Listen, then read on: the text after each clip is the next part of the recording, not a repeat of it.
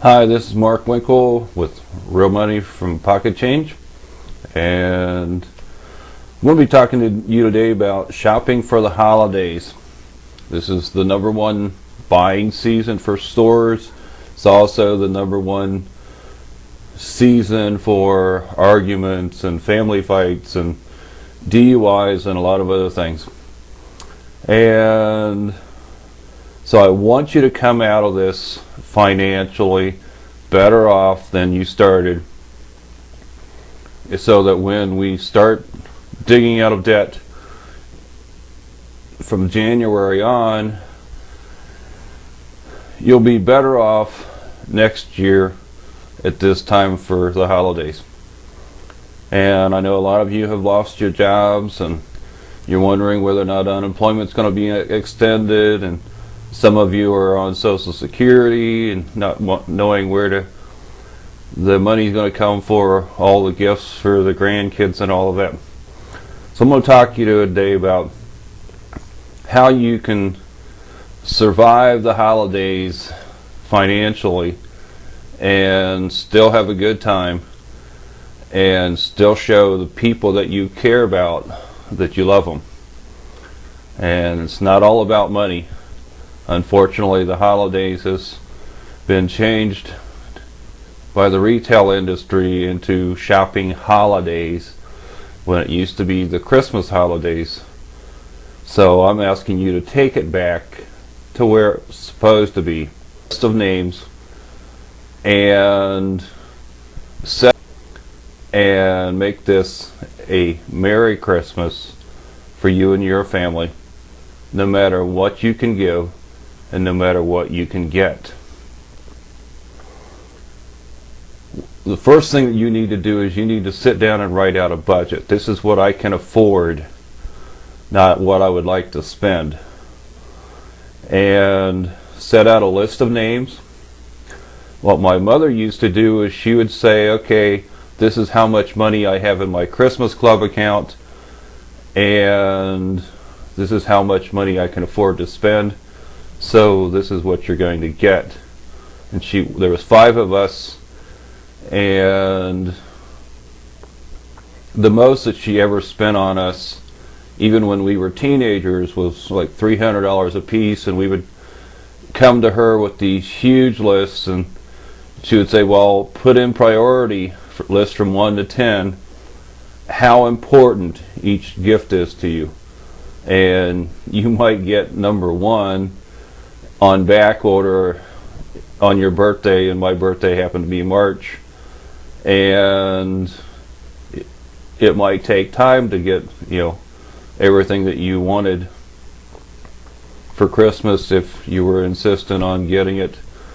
And she might have to combine your Christmas gifts with your birthday gift. So let's be reasonable, kids. I know it's Christmas, and but you've got to realize it's not about what you get, it's who you're spending the time with. And so set up a budget, write out a list at a reasonable amount for each person. If you're in a large family that has a lot of children, amongst the adults you might want to draw names. That always was a money saver for us. You don't have to buy something for everybody, and it's not a guilt trip. This is, if you haven't dealt with them or spent time with them all year long, get them something that lets them know that you still care. But don't buy them a Mercedes because you feel guilty. Christmas cards. I buy my Christmas cards at the dollar stores. I buy them after Christmas, and I buy 2 to 3 boxes for maybe $5 each, and they'll last you for years. And you just put them in with the Christmas decorations. You'll find them next year if you can find the Christmas decorations. You don't have to decorate your houses. I've noticed that a lot of people aren't decorating because the electricity is getting more expensive. So let's, cut back on the utility bills this time of year, and you can still put up a reasonable display. Put it on a timer. It doesn't have to run 24 hours a day, 7 days a week, and use cash. Excuse me. Use cash or debit cards instead of credit cards. Why would you pay 19 to 29% interest on something that you bought out of guilt, or that someone had to absolutely positively have, or they were going to die? Put some thought into what you buy. Put some thought into each gift. Don't splurge on your children. I know it's a time that you want to, but as a former kid from many years ago, and having 2 children that are now grown up, half of what you buy will be broken or not played with after 6 months anyway. That's just the way it is, the way the situation works. They'll be bored with it, and you'll be like, well, I've spent $2,000 on all of this stuff, and you don't even play with it anymore. Buy them something that's gonna last, that they really are interested in, and take the time to get to know your kids. Have them sit down and say, this is something that I really want, and unless they want a pony and you live in an apartment. So it's not the price of the gift that people remember. It's the thought you put into picking it out that they'll remember. I've gotten a lot of gifts over the years that I'm like, what am I supposed to do with this? The standard for guys is, oh, let's get them a pair of socks and some ties and a belt, and be creative, people. Be innovative in what you buy for people. Find something that is unique, that is a gift from you to them, whether it's a drawing from a little kid to artwork,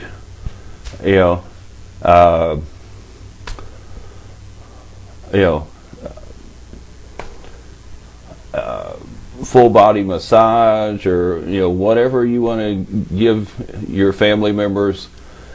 A massage cushion for a guy is almost like heaven, and a massage chair is even better. But a set of tools to work on the car, one of the worst things that I've ever seen anyone give someone else is a vacuum cleaner.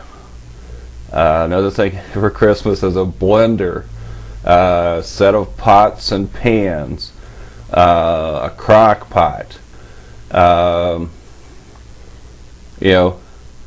Don't buy someone something that they're going to have to work with unless that's what they need and that's what they want. Also, don't buy something for someone that you wouldn't buy for yourself if you were, in their situation. If you shop with credit cards, you mortgage your future at an interest rate that is 3 to 9 times the present mortgage rate on a new house. So why would you mortgage next year and have to be paying off Christmas until August on your credit cards for 15 minutes of joy on a Christmas morning when you're half awake, and then your kids set up on the toys, playing with them, and 6 months down the road they're not playing with them anymore because half of them are broke and the other half they don't want anymore, and they end up giving them away the next Christmas. One of the best things that I've ever done in my life, and I have to pat myself on the back for it, is I went through all of my kids' toys, and they had massive amounts of them, and went through and found things that they hadn't played with for a couple years, and I took them to the local orphanage, and then I went out and bought several several hundreds of dollars more worth of toys, and bought gift certificates and put them in a sack and set them on their porch for Christmas morning, and called them and said, I know you don't have a lot of money, and most of these kids are in foster care. They don't have families. I want them to know that someone cares. And they were freaked out. They couldn't thank me enough, because the staff had been chipping in to buy these kids Christmas presents. So, this is a time to take your neighbors' pans of fudge and cookies and get to know them, and spend time with each other. It's going to be a long, cold winter, and you want to make sure that everyone has a Merry Christmas. If you have neighbors that are elderly, check up on them. Let them know that you're thinking about them, you care about them, and have a Merry Christmas, a Happy New Year. And in January, set up a Christmas Club account at your local bank. I don't work for bankers, but this is a way that you can provide for next Christmas, and once the money is in the bank account, you won't touch it unless it's an emergency. So enjoy the holidays, and this is Mark Winkle signing off once again. My blog is realmoneyfromppocketchange.blogspot.com. My podcast series is Real Money from Pocket Change. It's on iTunes and ourmedia.org. And my videos obviously are on YouTube and all over the internet. So, Merry Christmas and a Happy New Year. And let's take Christmas back to its proper place where it belongs.